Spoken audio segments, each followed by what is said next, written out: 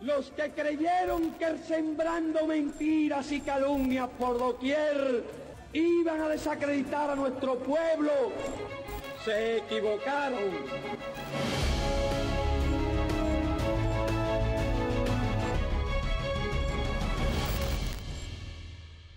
Robaron la propiedad de mi abuelo. Finalmente podemos obtener justicia luego de 60 años, dijo Ben, que pide una indemnización por daños a Carnival. El 17 de abril del 2019, día del anuncio de la activación del título 3 de la ley Helms-Burton, el Departamento de Justicia de los Estados Unidos ya había validado 6.000 demandas por un valor de $8.000 millones. Poco tiempo después, comenzaron a presentarse ante las Cortes norteamericanas causas amparadas en esta legislación.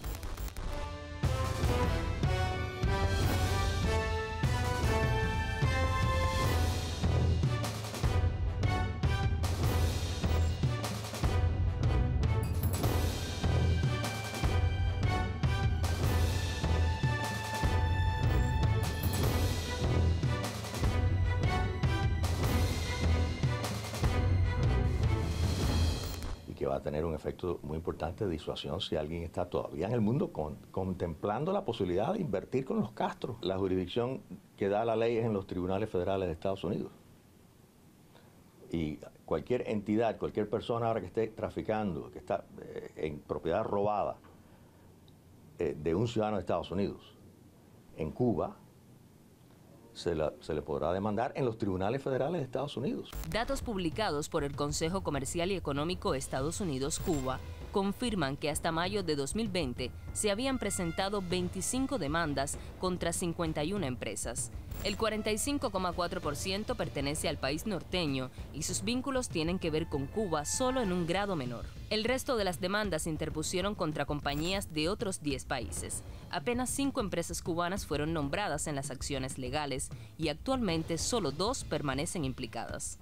La ley Helms-Burton ha significado una limitación a este principio del libre comercio, porque dentro de todo su contenido, incluyendo el título 3, ha buscado tratar de poner barreras a la realización de actividades de comercio entre otros interlocutores comerciales, otras empresas extranjeras, además de las estadounidenses, con Cuba. Va directamente encaminado a limitar las inversiones en nuestro país a partir precisamente de frenar la posibilidad que tienen los inversores extranjeros, esencialmente, no solo de Estados Unidos, sino también de otros territorios, de invertir en determinadas propiedades que en su momento, hablamos de hace más de 60 años, fueron nacionalizadas legítimamente por el gobierno revolucionario cubano. El gobierno de Estados Unidos esgrimió una búsqueda de justicia como motivación tras el título 3 de la ley Helms-Burton.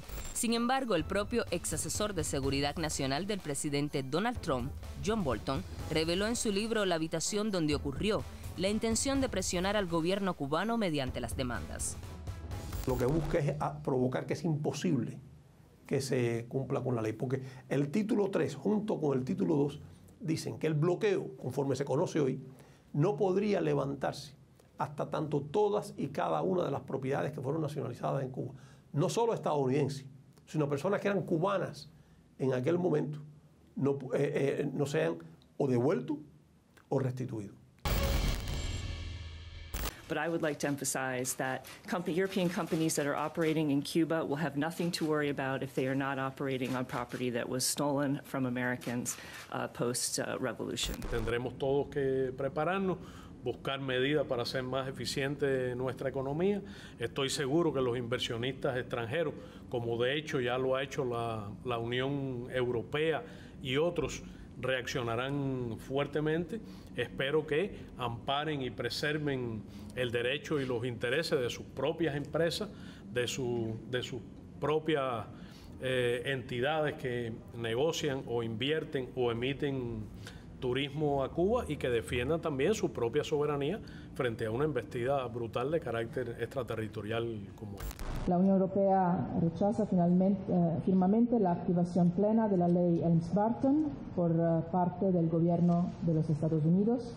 La Unión Europea considera ilegal la aplicación extraterritorial de las medidas coercitivas unilaterales y recurrirá a todas las medidas apropiadas para proteger sus intereses legítimos a sus ciudadanos y a sus empresas. El derecho internacional reconoce la posibilidad de un Estado, en el ejercicio de sus facultades soberanas, de expropiar, en este caso nacionalizar determinados bienes con motivo de utilidad pública. Nacionalizadas todas las empresas de la compañía eléctrica, todas las empresas de la compañía de teléfono, todos los bienes, por supuesto, y empresas de la Texaco y de la ESO, la Sinclair, y además los 36 centrales azucareros que teníamos. En su momento, el gobierno cubano estuvo dispuesto a compensar y compensó a muchos de los propietarios que fueron expropiados. De hecho, Estados Unidos es el único estado, el único país que no tiene, que en su momento recibió afectación en sus ciudadanos por parte de las nacionalizaciones realizadas por el gobierno revolucionario y no tiene un acuerdo compensatorio firmado con el gobierno cubano. También es muy interesante el hecho de que las personas que tuvieron que ver, las afectadas al momento de las nacionalizaciones, muchas de ellas no están vivas y se ha permitido que sus sucesores adquieran la titularidad de ser demandantes. Es decir, sus sucesores hoy pueden interponer demanda por lo que le ocurrió a un familiar, cuando este familiar además tampoco era norteamericano. Y hoy pretende hacer llegar hasta ellos los efectos de la ley Helms-Burton en algo que es verdaderamente un sinsentido dentro del punto de vista jurídico, porque en aquel momento esas personas no eran ciudadanos norteamericanos. Entonces, Estados Unidos no tiene la posibilidad de aplicar lo que llamamos la protección diplomática, que es una institución también del derecho internacional, en la que Estados Unidos habría podido hacer suya la reclamación de los norteamericanos, nunca de los cubanos, de los norteamericanos, y en una posición de igualdad entre estados haber resuelto el tema por vía de las negociaciones a través de un acuerdo compensatorio. Por tanto, es que siempre repetimos que Estados Unidos en realidad no quiere resolver este problema. Estados Unidos no quiere beneficiar a aquellos que fueron nacionalizados. Estados Unidos lo que pretende, y lo deja muy claro, sobre todo en el título 2 de la ley, es presionar un cambio de gobierno, es presionar una determinada conducta política por parte del gobierno cubano a través de unas medidas que son absolutamente ilegales porque son medidas coercitivas unilaterales en derecho internacional. La demanda es contra la compañía de cruceros Carnival con sede en Florida. Y los demandantes son los cubano-estadounidenses Javier García Bengochea y Michael Ben, herederos de los puertos de Santiago de Cuba y de La Habana respectivamente. Ambos acusan a Carnival de haber utilizado sin su consentimiento estos puertos nacionalizados. Fue la primera línea de cruceros en beneficiarse de nuestra propiedad robada, así que se merece la vergonzosa distinción de ser la primera en ser demandada. Después de 60 años, finalmente podremos obtener justicia de aquellos que robaron nuestra propiedad y de las empresas que han estado usando nuestros puertos para sus propios negocios. La ley Helms-Burton en su texto viola los reconocidos principios de que el dominio de una propiedad se establece de acuerdo con las leyes del país donde está localizada, de la libertad de financiamiento e inversión y la subordinación de compañías subsidiarias a las leyes del país residente. En el año 96, cuando se aprobó la ley, la Comisión Jurídica Interamericana de la OEA, la Organización de Estados Americanos, que podrá ser reputada de cualquier cosa menos de partidaria del gobierno cubano, aceptó que la ley era contraria al derecho internacional porque se aplica a bienes que no estaban en Estados Unidos, que estaban en Cuba y continúan estando en Cuba. Y porque además se pretende encauzar en Estados Unidos, que es un estado que no tiene absolutamente nada que ver con el origen de los bienes. Según lo que reclaman ellos, según las propiedades que dicen que poseen y las cifras del valor de esas propiedades, tendría Cuba que estar dedicada a pagar eso únicamente, sin desarrollo, sin hacer más nada, decenas de años. Y como se puede comprender, esto resulta imposible. Y repito, por eso es que nosotros decimos que la ley se concibió para hacer que fuera imposible un acercamiento en la relación bilateral, y hasta tanto esta no quede eliminada, ni cubanos ni estadounidenses podemos hablar con seriedad de un progreso en la relación bilateral. Algunas de estas demandas ya han sido desechadas. El juez del Distrito del Sur de Florida, Robert Scola, desestimó una demanda conjunta presentada contra 4 empresas estadounidenses de mercadeo turístico digital: Bookings, Hotels, Expedia y Orbix. El 12 de mayo, ese propio magistrado rechazó definitivamente una reclamación similar contra la compañía de comercio electrónico Amazon.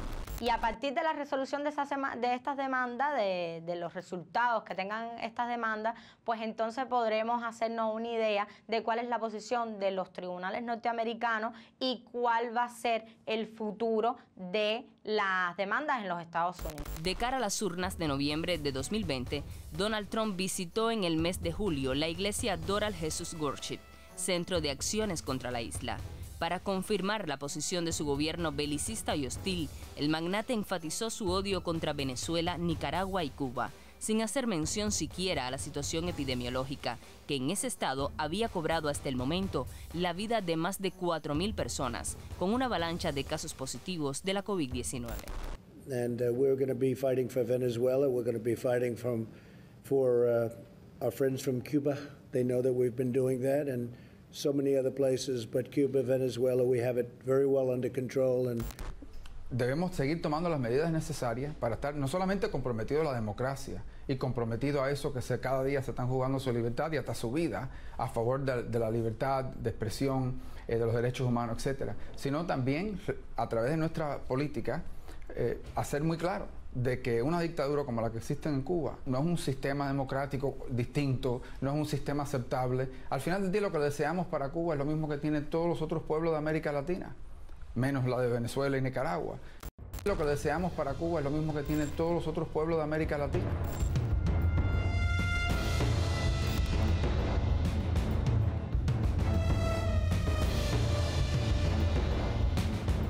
Mientras exista la ley Helms-Burton, no puede hablarse de un progreso sostenible en las relaciones bilaterales entre los dos países.